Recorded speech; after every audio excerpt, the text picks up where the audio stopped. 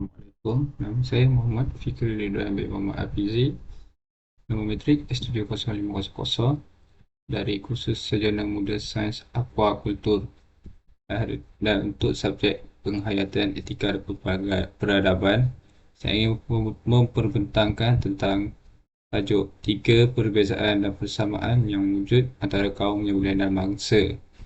Dan adakah perbezaan yang wujud ini memberi kesukaran untuk belajar, berinteraksi dan bersosial dengan rakan sebaik dia? Pengenalan. Malaysia terdiri daripada berbagai wilayah, etnik, bahasa serta agama.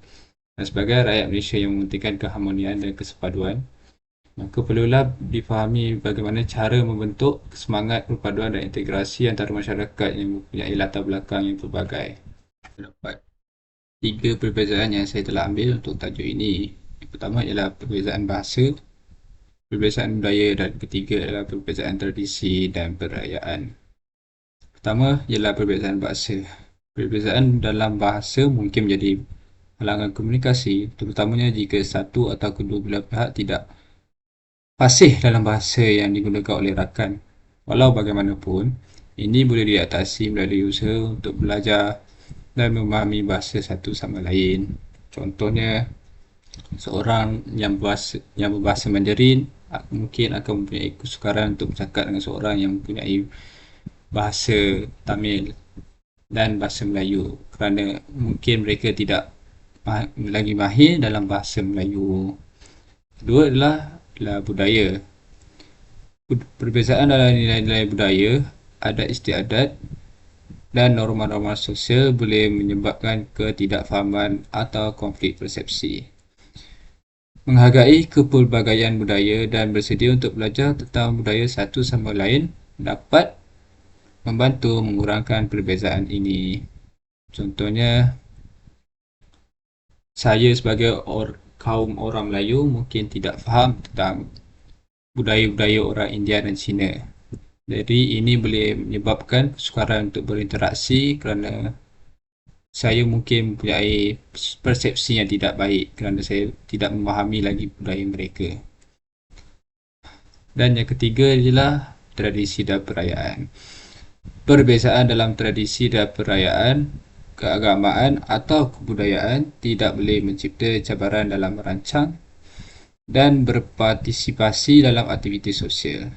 Walau bagaimanapun, dengan kefahaman dan toleransi, individu boleh berkongsi pengalaman mereka dan meraihkan kepelbagaian ini. Contohnya, kaum Melayu mempunyai tradisi dan perayaan yang lain seperti kaum Cina. Contoh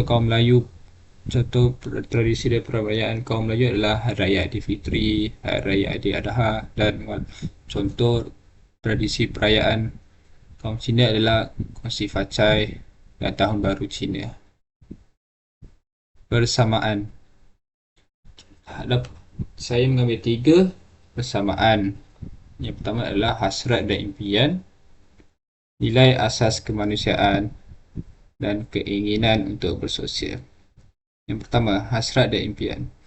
Walaupun latar belakang etnik yang berbeza, banyak individu mempunyai hasrat dan impian yang serupa untuk mencapai kejayaan, kebahagiaan dan penumbuhan peribadi. Contohnya, walaupun saya dan rakan saya berbeza etnik atau kaum, kami mempunyai satu hasrat dan impian iaitu mahu sambung belajar di Universiti Malaysia Terengganu. Kedua ialah nilai asas kemanusiaan. Banyak nilai asas kemanusiaan seperti kasih sayang, keadilan dan kejujuran adalah bersama dan melimpasi pada etnik. Ini membentuk landasan yang baik untuk hubungan yang baik secara individual. Walaupun kita berbeza kaum, kita semua mempunyai satu nilai asas kemanusiaan yang sama. Ingin membuat baik dengan orang lain, ingin menolong orang lain dan sebagainya. Dan yang ketiga ialah keinginan untuk bersosial. Kebanyakan orang tanpa mengira latar belakang etnik mempunyai keinginan untuk bersosial dan membina hubungan sosial yang positif. Kecenderungan manusia untuk bergaul dan berinteraksi dapat membantu merapatkan jurang yang mungkin timbul akibat perbezaan. Contohnya, bila kita di satu universiti, kita mesti mempunyai keinginan untuk bersosial dengan kaum yang lain. Jadi ini mempunyai persamaan yang ada di antara semua kaum. Kesimpulannya, kesukaran untuk belajar, berinteraksi dan bersosial dengan rakan dari latar belakang etnik yang berbeza boleh timbul jika terdapat ketidakfahaman, stereotip atau prasangka. Oleh itu, penting untuk mempromosikan kefahaman, toleransi dan dialog terbuka untuk mengatasi perbezaan dan memupuk hubungan yang sihat di kalangan masyarakat majmuk. Okey, sekian itu dari saya. Sekian, terima kasih.